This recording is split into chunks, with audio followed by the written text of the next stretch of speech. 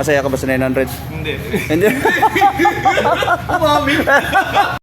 Oh, ito na mga kapatid, yung kaninang nakita nyo na tumatagas, tumutulo.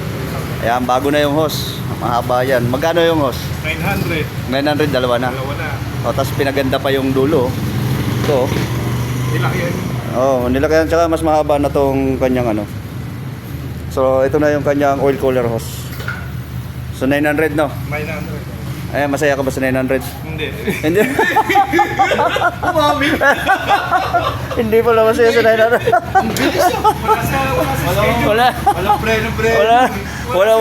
Wala pa sa kaili kung masaya na yun eh.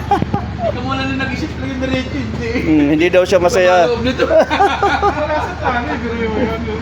Hindi siya masaya sa 900. Pero masisira yun. Ibig sabihin, masama ang loob mo sa 900. Oo naman, ito. Oo naman. Sorry na mga kapatid, masama talaga ang loob. Aray ko.